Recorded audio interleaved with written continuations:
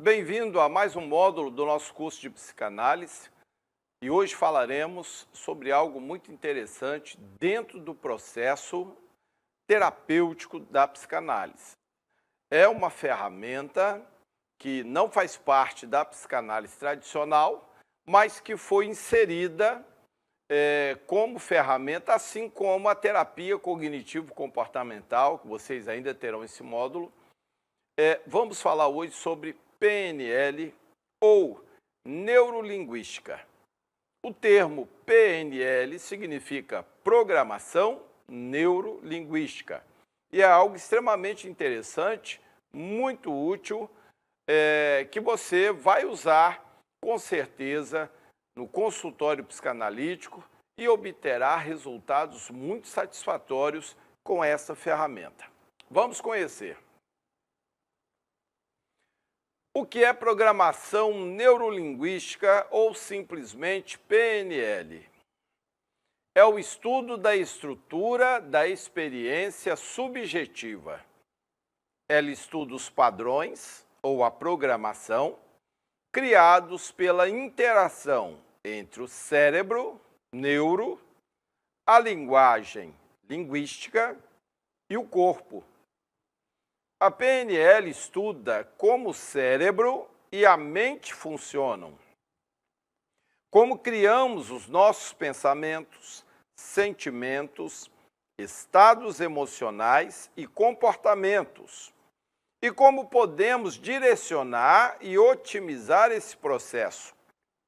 Em outras palavras, ela estuda como o ser humano funciona e como ele pode escolher a maneira que quer funcionar.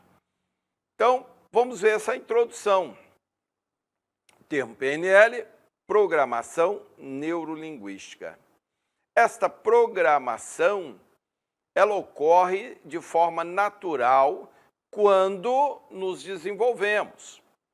Já nos módulos anteriores, nós temos falado aqui que ao nascermos, a nossa área nobre, a área de inteligência, chamado córtex cerebral, não funciona ou não é funcional por não ter informações. Ela tem, no bebê, o potencial para funcionar, mas lhe faltam informações.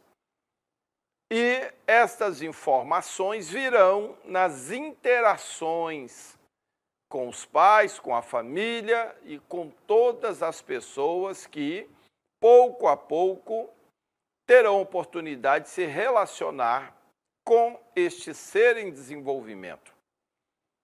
Este aprendizado, essas inúmeras informações que chegarão ao córtex cerebral, formarão o que nós chamamos de cognição. São memórias, registros memoriais, cada registro com determinadas informações e que o cérebro, especificamente o córtex cerebral, vai ter a condição de fazer associações, que é o raciocínio, para te dar comando de decisão. Através da análise das informações que estão no córtex cerebral, você consegue identificar o que está vendo, analisar o que fazer em relação ao que está vendo e tomar decisões. Então, isso é extremamente importante. E a programação, ela vai ocorrendo naturalmente, à medida em que redes neurais vão sendo criadas pelo hipocampo, com inúmeras informações, vai se formando o seu mapa mental. O termo mapa é porque é por onde você vai se guiar, se orientar, tomar decisões, então é o seu mapa. Mas o seu mapa é diferente do meu, porque eu tive um processo de desenvolvimento cognitivo que não necessariamente é igual ao seu. Então, divergimos em algumas coisas, temos pontos de vistas diferentes em algumas coisas. Mas cada um tem uma programação natural desenvolvida pela vida. Essa ferramenta, ela nos permite identificar programações que não são funcionais para nós, que promovem um comportamento disfuncional e reprogramá-las. Então, é possível uma informação defeituosa ser reprogramada. Que informações são essas? Aquelas que são traumáticas, aquelas que irão promover lá na frente transtornos, como fobias, como crenças limitantes.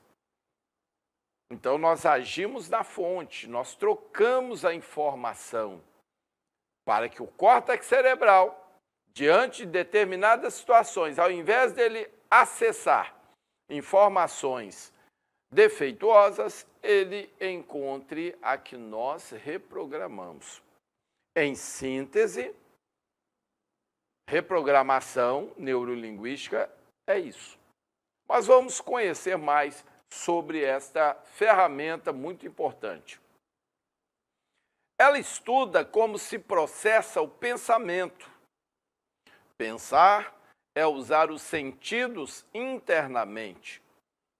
Pensamos vendo imagens internas, ouvindo sons ou falando internamente e tendo sensações. Também estuda a influência da linguagem, que, embora seja produto do sistema nervoso, ativa, direciona e estimula o cérebro. E é também a maneira mais eficaz de ativar o sistema nervoso dos outros, facilitando a comunicação. Então, veja bem, ela se ocupa exatamente de processos comunicativos, facilita a comunicação, mas ela tem um olhar interno, uma vez que a comunicação processada ela é fruto de informações registradas. E não somente a comunicação, mas o comportamento e o emocional. Porque quando eu acesso memórias que foram traumáticas para mim, elas mexem com minhas emoções e, em consequência, com o meu comportamento. Então, a PNL consegue fazer essa leitura, ter um olhar dentro do processo comunicativo, mas também emocional e comportamental, que é de extrema importância para nós, pois somos profissionais da área emocional comportamental. Como e quando surgiu a PNL? Há cerca de 30 anos, Richard Blender estudava matemática e psicologia na Universidade de Santa Cruz, da Califórnia. Nos finais de semana, trabalhava gravando workshops e ficou muito impressionado com a habilidade de comunicação e com os resultados de 2 terapeutas com que teve contato. Fritz Perls, criador da Gestalt terapia, e Virginia Satir, terapeuta de família. Ele ficou interessado em aprender o que eles faziam e pediu ajuda de seu professor de linguística, John Grinder. Aqui nós temos esses 2 personagens, Virginia Satir e Fritz Perls. E aqui, Richard Blender e John Grinder. Início nos anos de 1970, com modelagem de padrões de pessoas excelentes. Na Califórnia, Estados Unidos, o primeiro passo da PNL se chamou modelagem de padrões de pessoas excelentes. Ainda não tem nada a ver com o trabalho terapêutico, que iria ser de extrema importância anos depois. Estudando os vídeos, eles começaram a decodificar os padrões de linguagem e de comportamento daqueles 2 excelentes terapeutas e escreveram o livro A Estrutura da Magia, mostrando que algo que parecia magia tinha uma estrutura. Assim foi criado o primeiro modelo da PNL, o metamodelo de linguagem. Juntamente com as esposas e amigos, eles formaram um grupo de estudo para aplicar os modelos aprendidos. E logo, mesmo sem serem terapeutas, começaram a obter os mesmos resultados daqueles que eles modelaram. Quando resolveram dar um nome para o que estavam fazendo, escolheram programação neurolinguística.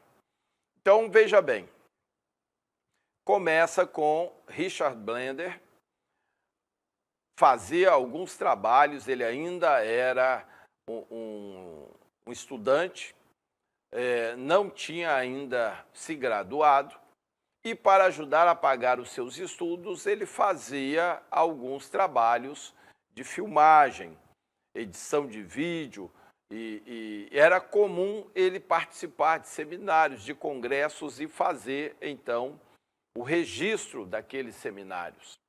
E assim ele começou a fazer uma análise. Dos vários seminários que ele participava, de congressos, sempre os que envolviam Virginia Satir ou Fritz Perls eram lotados. Os ingressos acabavam rapidamente, sempre a casa era cheia.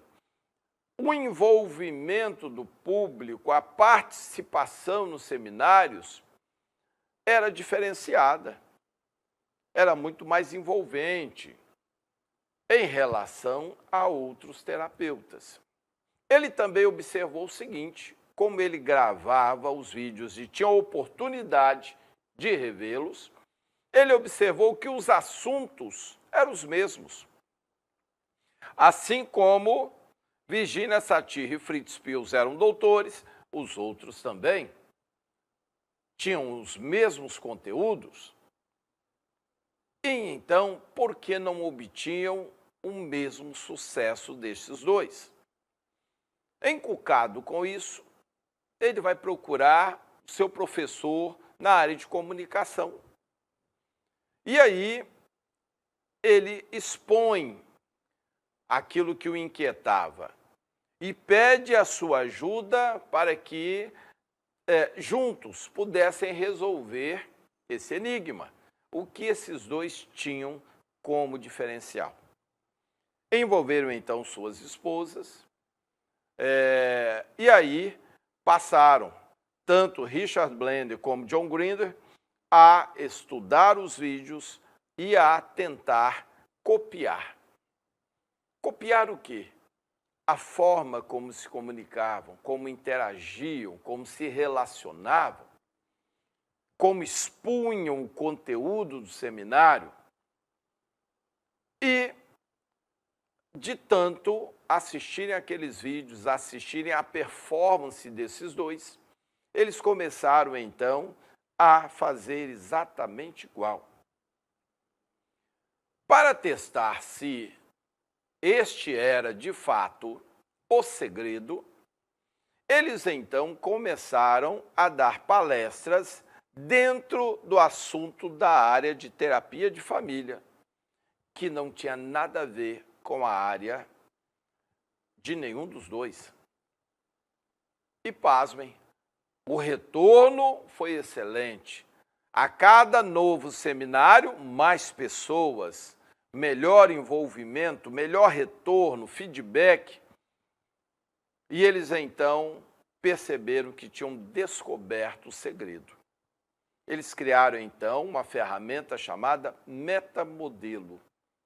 Se alguém faz algo de forma excelente, é possível estudar, estruturar, copiar, replicar e obter o mesmo sucesso. Eles, então, depois de algum sucesso dentro da área de terapia, mesmo sem serem terapeutas, fizeram um congresso. Esse congresso não cobraram nada, foi aberto, então muitas pessoas foram naquele dia.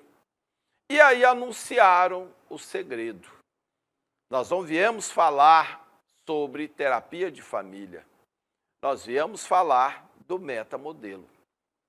E aí explicar o que eles vinham já fazendo há algum tempo, sem serem terapeutas de família, simplesmente porque estavam seguindo um modelo.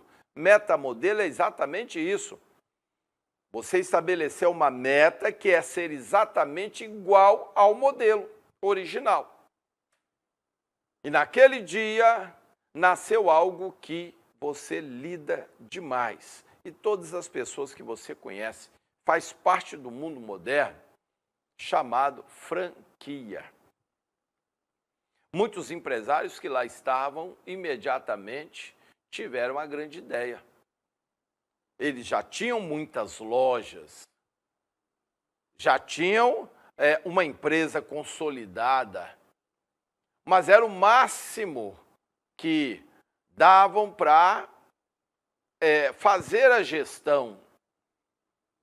A empresa já tinha alcançado um certo nível que era muito difícil expandir além do que já estava. E aí resolveram, então, usar o metamodelo de forma a estruturar o que faziam, gerar um modelo, empacotar e vender. Isso é franquia. Eles já tinham sucesso. Cada loja que abriam era um sucesso.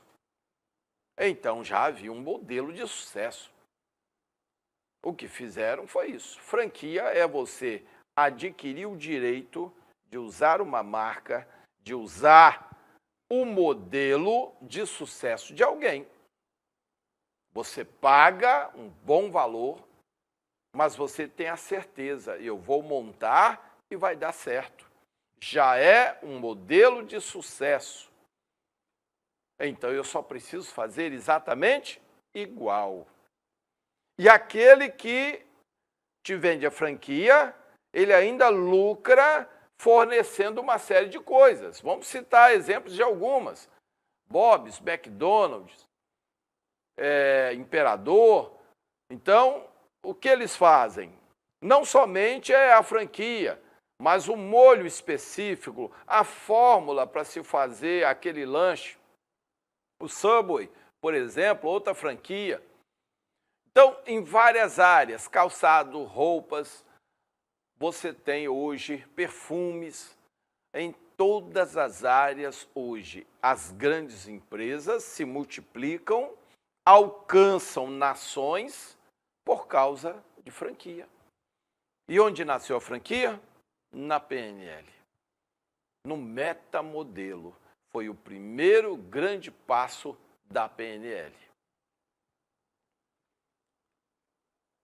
Então, a PNL começou como um processo de modelagem. Se alguém faz muito bem uma coisa, com a PNL podemos levantar o processo, a estratégia, fazer igual e obter os mesmos resultados.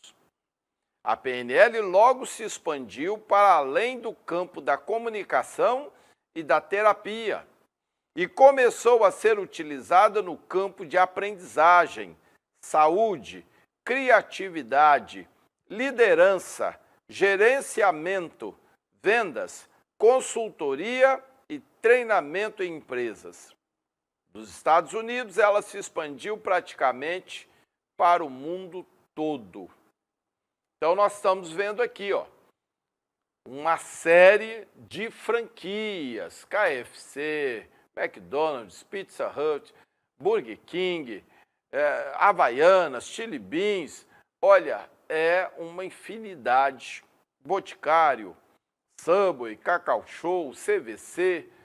Então, são lojas que qualquer shopping que você entrar, você vai encontrar em várias cidades, em vários estados e algumas multinacionais. Por que isso? Porque essa expansão tão expressiva? Exatamente por causa do modelo de franquia. O que está por trás disso? Metamodelo de linguagem.